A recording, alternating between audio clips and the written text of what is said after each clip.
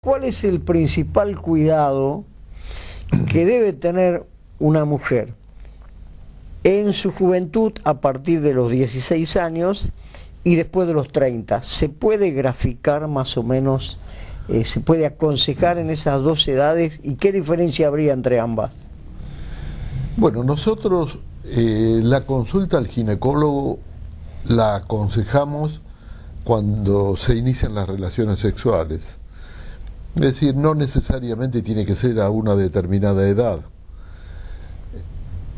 Se hacen imprescindibles cuando se inician las relaciones sexuales. En el supuesto caso de que las relaciones sexuales no se inicien en determinada edad, lo mismo conviene que se consulte. Fundamentalmente cuando hay alguna anormalidad, alguna patología. Los cuidados, yo diría, actualizados, ayornados a lo que es hoy a los tiempos que vivimos, la sí. vida de la juventud. Y básicamente yo, si debiera dar un consejo a las chicas jóvenes, diría que por favor una profilaxis tengan total, el mayor cuidado posible desde el punto de vista de las relaciones sexuales. Y les recordaría que si bien existen muchos métodos anticonceptivos que pueden usar con mucha seguridad desde el punto de vista de no quedar embarazadas, que hay solo uno que les posibilita no contraer una enfermedad contagiosa sexualmente transmisibles.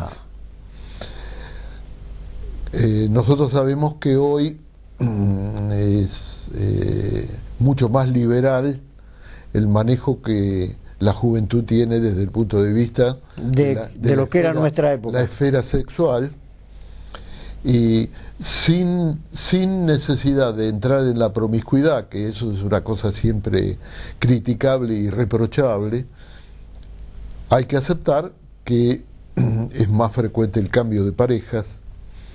Entonces creo que el mejor consejo que nosotros podemos dar a la juventud es que extremen los cuidados y que utilicen preservativos. Sobre todas las cosas, para la juventud. Para las mujeres de más de 30, yo diría que el parámetro que vos estás utilizando, que es la edad, puede ser útil para determinadas cosas, pero también una mujer de 30 años puede cambiar de pareja frecuentemente e incluso puede llegar a ser promiscua. Así que yo no pondría los límites de la edad desde el punto de vista de cierto tipo de enfermedades. Y en lo que hace a la concurrencia y la visita al médico, es obvio que una mujer de 30 años tiene riesgo de tener alguna patología que es más rara en una persona de 16 años.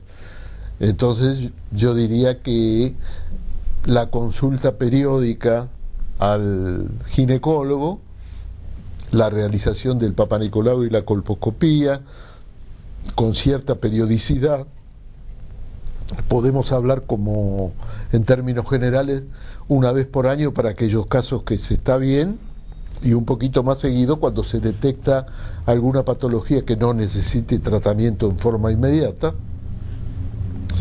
Y la revisación ginecológica y lo que el ginecólogo considere prudente de acuerdo a la edad, que puede ser ecografía mamaria, mamografía, análisis, examen general.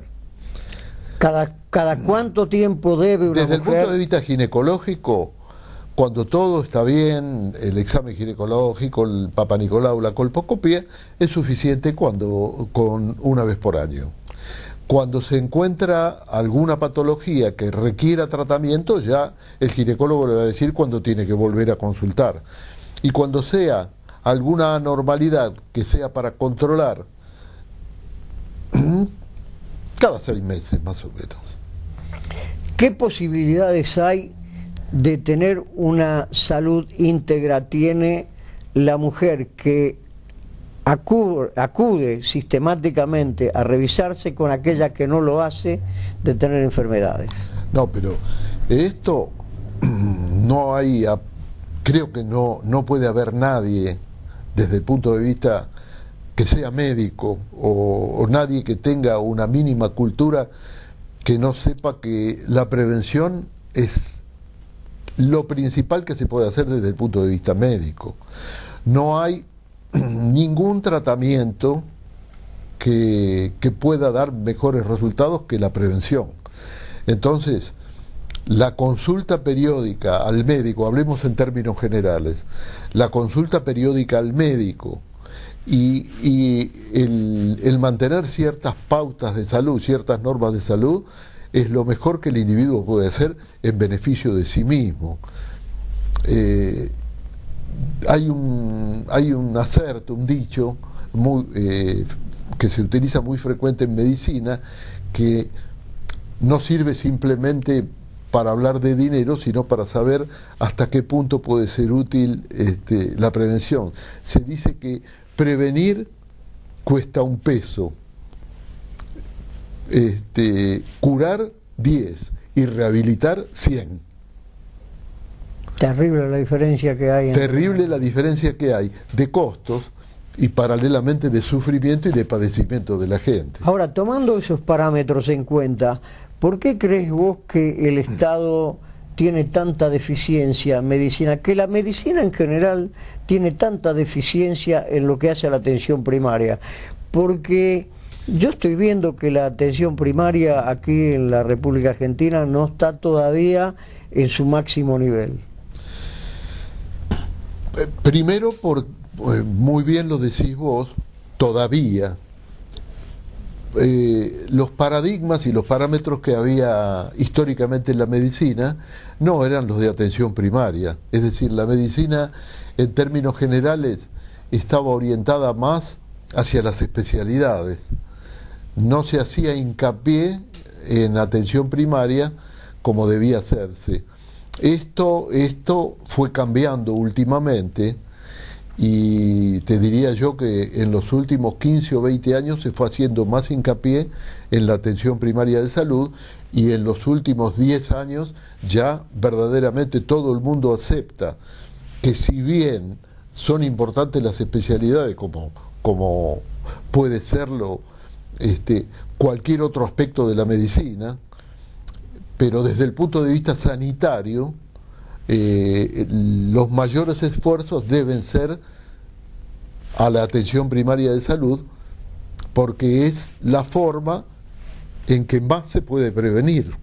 Edmundo, ¿vos creés que el médico, en lo que hace a tu área, la ginecología, está a la altura de la circunstancia que está viviendo el ser humano, la mujer aquí en la Argentina?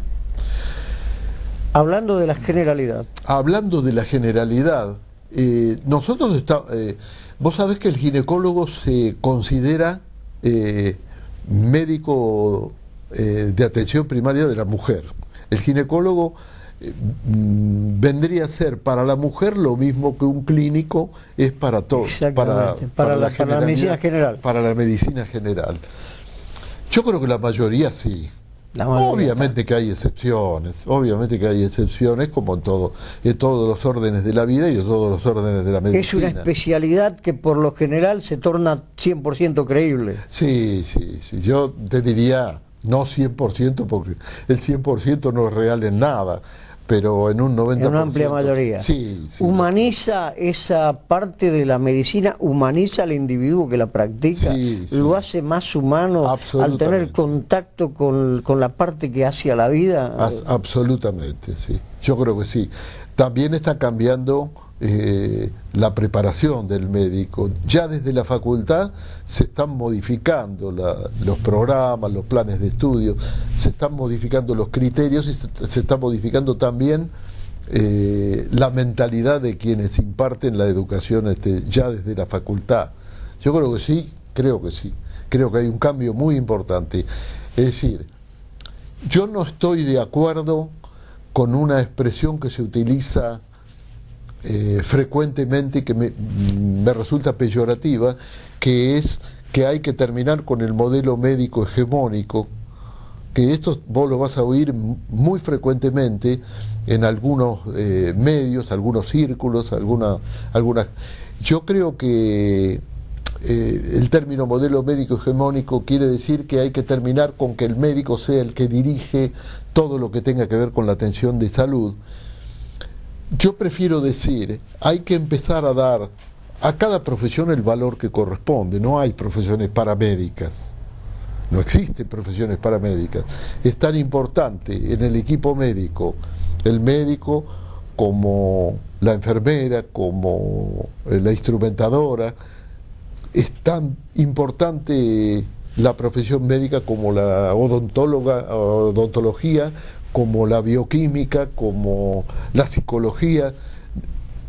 Desde un punto simple de vista, yo no puedo hacer lo que hace un odontólogo, no puedo hacer lo que hace un psicólogo, no puedo hacer lo que hace un bioquímico. Entonces, yo tengo absolutamente en claro que no hay profesiones paramédicas. El término paramédico a mí no existe, me resulta desagradable y repulsivo. Hay distintas profesiones médicas, todas con la misma importancia en la función que cumplen. Y esto sí es una cosa muy importante que ha cambiado y que está cambiando en la mentalidad nuestra, en la mentalidad de los médicos. El mundo, en lo que hace a la relación madre e hija, yo estoy viendo que antiguamente las madres eran reacias a orientar a las hijas en lo que hace a su vida sexual. ¿Eso ha cambiado? Absolutamente. Ha cambiado. Absolutamente. ¿En qué niveles ha cambiado? Ha cambiado totalmente, a punto tal que a mí me pasa en el consultorio que muchas chicas les piden a las mamás que las acompañen cuando me vienen a consultar para iniciar sus primeras relaciones sexuales o para cuando tienen que utilizar un método anticonceptivo. Es un cambio pero altamente favorable. Altamente favorable. Las chicas conversan muchísimo con las madres y las madres, por supuesto, son más maduras, más cultas, más instruidas, como para llegar a las hijas y hacerles ver que lo mejor que pueden hacer en la vida, en todos los aspectos, es primero consultar a la mamá y contarle todo a la mamá. Es lo mejor que una chica puede hacer, es el mejor consejo que uno le puede dar a ella. Jamás una madre le va a aconsejar mal. Y en el caso de que no esté preparada lo suficiente como para darle consejos, sabe la mamá a quién tiene que recurrir. Y de hecho, muchas madres a veces vienen al consultorio, no a hacer una consulta, sino a preguntarme cuándo le tienen que hablar a las chicas de las menstruaciones, cuándo las tienen que preparar para prevenirlas de las enfermedades de contagio sexual y para prevenir del embarazo no deseado. Edmundo, hablando de las enfermedades de contagio sexual, la enfermedad de estos tiempos más cruenta es precisamente la que inhibe totalmente al individuo. En nuestra época, en nuestra juventud, estaba la sífilis. Nosotros, gracias a Dios, la controlamos, la menorragia. Nosotros, gracias a Dios, la controlamos. No hemos tenido problemas, nos cuidábamos terriblemente. Y bueno, y había medicina para tratarla. En estos momentos, lamentablemente, no hay medicina que te puede decir que cure la enfermedad que está creándole tantos problemas a la juventud. Por eso no hay que decir de contagio sexual. Nosotros ahora decimos enfermedades sexualmente transmisibles, porque la que vos estás hablando, que es el SIDA, no se contagia solo por contagio sexual. Exacto. Se contagia por contagio sexual, pero se contagia por otros medios. Por otros factores. Entonces nosotros por ahora no decimos, decimos enfermedades sexualmente transmisibles. Esas enfermedades, yo soy de los que dice que se puede transmitir de cualquier manera, inclusive con un cepillo de dientes. Yo he aconsejado en este mismo programa que si una persona tiene que convivir con otra, primero que se cerciore muy bien del estado de salud de esa persona antes de usar un cepillo de dientes, una navaja, una hojita de afeitar, una tijera, nada que pueda provocarle un corte y transmitir directamente el SIDA. Yo lo he dicho acá en Sin Antifaz. Aparte de eso, ¿de qué otra manera se puede cuidar la juventud para no caer en esta terrible enfermedad? Yo creo que de la forma que vos estabas mencionando no es tan fácil contagiarse, no es tan fácil. La forma de contagio más frecuente es la sexual. La transmisión directa, sí, es sí. la sexual. La relación directa. Puede ser por transfusión, puede ser por instrumental mal esterilizado, lo que es rarísimo, Yo creo que las campañas deben ir destinadas a la prevención del contagio por vía sexual, que ahora se ha comprobado que es mucho más heterosexual que homosexual, porque vos sabés bien que en un determinado momento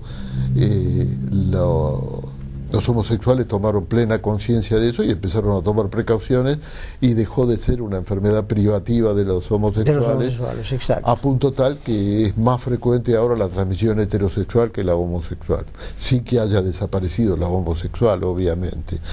Yo creo que en el tema transfusiones, en el tema de contagio a través de instrumental y demás, hay una conciencia absoluta y total, y si bien pueden producirse cada tanto accidentes, es una cosa altamente excepcional en este momento.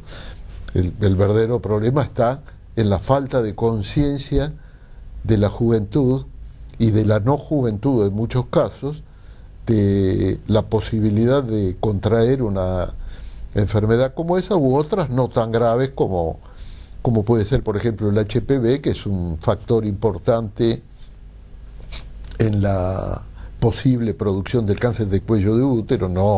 No es como aparecía en las campañas el cáncer de cuello de útero, ni la vacuna previene el cáncer de cuello de útero, como se dijo erróneamente en las campañas, sino que el HPV es lo que nosotros decimos un cofactor, es algo que está presente en un gran porcentaje de los cánceres de cuello y que puede contribuir a que se produzca el cáncer de cuello de útero. Bueno, el HPV es una cosa no tan grave como el HIV, pero también es una cosa importante. La hepatitis B, hay un montón de enfermedades que se pueden transmitir por contagio sexual, aparte de lo que vos habías mencionado, que no han desaparecido. Porque en una época habían desaparecido cuando el preservativo era el único método para prevenir el embarazo. Pero cuando aparecieron los métodos anticonceptivos hormonales, las pastillas, las inyecciones anticonceptivas, paradójicamente se produjo un recrudecimiento. Un rebrote de la gonorrea y la sífilis. Porque dejaron un porcentaje muy importante de personas de utilizar el preservativo. Entonces, también se previene la sífilis y la gonorrea todavía, y otras enfermedades sexualmente transmisibles menos importantes, pero no por eso dejan de estar presentes. Hay que prevenir fundamentalmente el SIDA, el HIV, el HPV, la gonorrea, la sífilis, la hepatitis B. No han tomado conciencia de que tienen que hacerlo. Y a mí me vienen a ver pacientes al consultorio que me piden un método anticonceptivo, que me dicen que les recete pastillas anticonceptivas.